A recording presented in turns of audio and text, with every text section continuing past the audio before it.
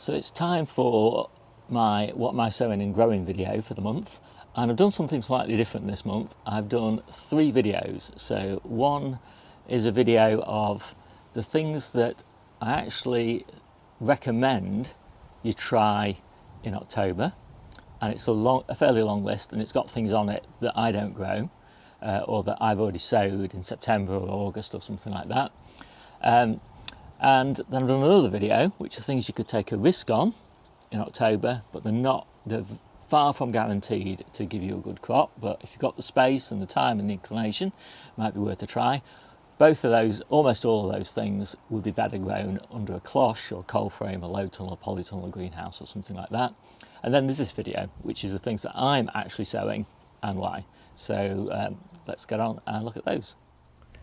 So as always, I like to do a quick run through September and how things have gone so far. So the Claytonia, or miner's lettuce, that's doing really nicely. I should be planting that out in a couple of weeks' time. The last batch of cucumbers, they're almost ready for planting into their final containers. They're a little bit behind.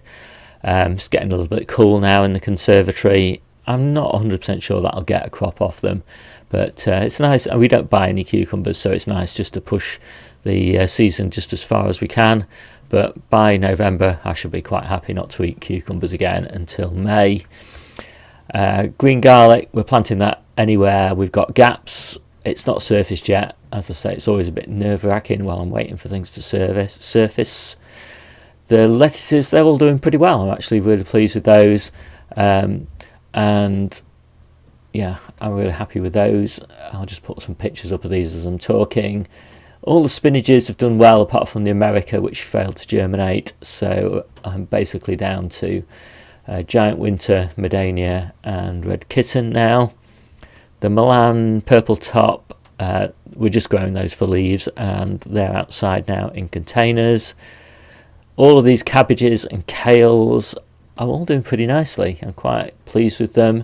They're under the grow lights at the moment, and actually they've been bringing those into the conservatory in a few days' time when the lettuces are out of here, and they'll grow on for, well, basically until the peppers finish, because they're going into the low tunnel that's got the peppers in them, and there's no rush to get them in.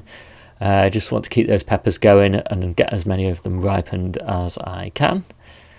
A few more lettuces again, they're all doing fine. And these North Holland Blood Red, they're my favourite spring onion. They're doing really nicely as well. Very happy with those. Excellent germination on those. So that, I think, is about it on that.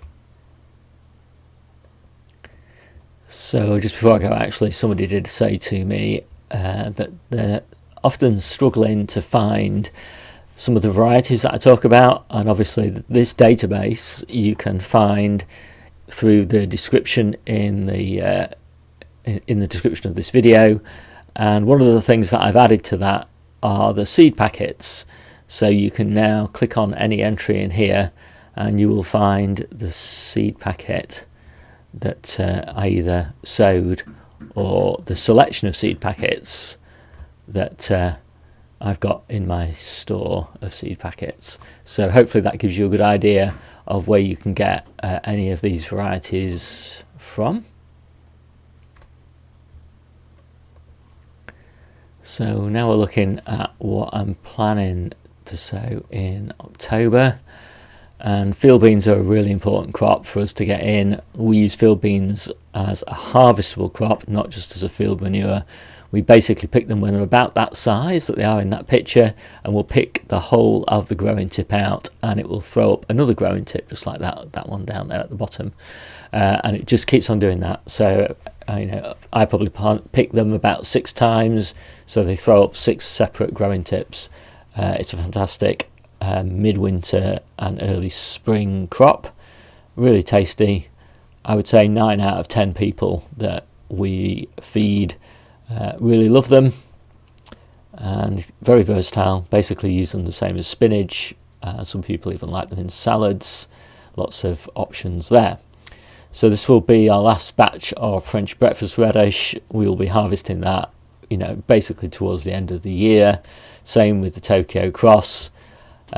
Turnips, well, they're gorgeous at the moment. and they'll obviously slow down a lot going into winter, but hopefully we'll still get a bit of a harvest off those, and if we don't, we'll be picking the leaves. Then I've got 3 late lettuces that I'm sowing, and the reason I'm doing this is because lettuces really slow down in January and early February, and then when light levels pick up and it warms up a bit as well, their growth picks up. So during that time, so January, early February, we basically need 6 weeks supply of lettuces, and we have about, Debbie and I have 10 salads between us in a week, and then we've got other people as well who probably have another 10, so we have to pick about 20 big boxes of salad every week. And so how do we do that when they're not growing? Well, the way that we do it is we grow about 2 square meters of lettuces that we'll harvest just as full heads, so basically about the same size as you can see in these pictures. So fairly mature lettuces, and we do that, we sow them in about October. We don't pick them then, we just keep them tidy. We leave them until January, and then we start harvesting the whole plant. That frees up the bed. Then by mid-February we replant it with something else. It just means that the other lettuce beds that we've got, that we've been harvesting continuously all the way through October, November and December, we give them a bit of a rest and let them grow on a bit, so that by the time we get to the middle of February they are back in full growth, and obviously all of these lettuces that I just talked about, they will all have been harvested and the beds replanted. So hopefully you followed that. But that's why we grow some in October as well as all the others that we've got. Mizuna, yeah, we just put a little bed of that in just to add a bit of structure and zing to the salad mixes. Sensu Yellow, so that's an onion set. We don't grow a huge quantity of onions over winter, but we start to run out of onions in store at about the beginning of May, and so we want onions, small onions that we've overwintered at the beginning of May, grow into big onions in sort of the middle of July. So all that period, May, June, early July, 2.5 months, we want about 2.5 months supply of fresh onions before we hit our main crop onions middle of July, August time. So that's the purpose of these Sensu Yellow, and I've got Tough Ball as well, which I grow from seed. And so we've probably got a few hundred a few hundred onions that we grow over winter to complement the 1,000 or so that we grow as our main crops. So then the Mokum, that's a carrot that's pretty good overwintering as really small plants, so that's why we sow it in October. We'll sow another batch of a different variety in November. Key thing is they really want to overwinter as nice small plants, then grow on earlier than the next season, and hopefully they won't go to seed. Obviously we're planting our garlic and our green garlic, so anywhere we've got gaps in a bed that's going to not need replanting until about sort of mid-April, May time, we're planting green garlic, interplanting into the existing bed for an extra bonus crop. Some red overwintering onions as well. These are red winter, and they're just the same story that I've just mentioned. And then I'll do another planting of field beans just as more beds open up, and then this will be the very last, so 20th of October, the very last sowing of radish. It needs to be one of these sort of cherry types, Scarlet Globe, Cherry Bell, something like that, fast growing. Even so, forget about 3 weeks or something like that you might get a radish in summer. These are going to take, well, months, to at least 2 months, maybe longer, to come to maturity. Some of them might even sort of swing into early next year before they get harvested, but they're still okay. It's nice to have a few radishes, but to be honest, we're eating ochre in December and January rather than radishes, and we'll start back up with radishes in about March time. And then brassicas, just a few of these. So how do we do the brassicas? So in the polytunnel over winter, that's mainly focused on spinach and salad crops. We've got loads of other bits and pieces in there, but it's mainly spinach and salad crops. Now, as I mentioned earlier, by about mid-February time, those lettuces start growing fast again, and we don't need as many in the polytunnel as we've got. We've got some outdoor lettuces and spinach in cold frames and low tunnels as well. So those outdoor ones, low tunnels and cold frames, they start taking over from the polytunnel ones.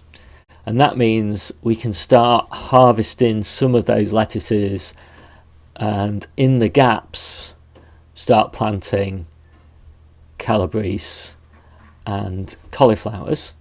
And I'll do another batch of those in November, so they'll grow on in 6-inch pots normally in the polytunnel, just on the little bench, until, as I said, February time. Then they'll get interplanted into the lettuce and spinach beds, and gradually they'll take over those beds as we don't need those lettuces anymore. And we'll also start clearing some more of those beds and start planting the early carrots, the early beetroot, the early turnips, the early radishes, and loads of other sort of crops that we want to grow in that window between mid-February and mid-May. And so what we're always looking to do is how many crops can we get in. So to give you just a rough idea of how it crops, you could imagine it starting in the polytunnel in May, mid-May. That's when peppers and tomatoes go in. They stay in until early October.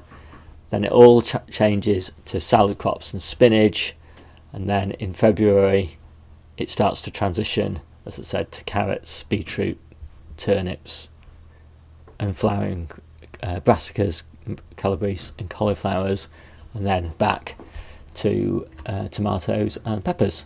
So that is pretty much it, I think. So I hope you like this quick video. My name's Steve, this is the Seaside Allotment channel, and I'll see you soon.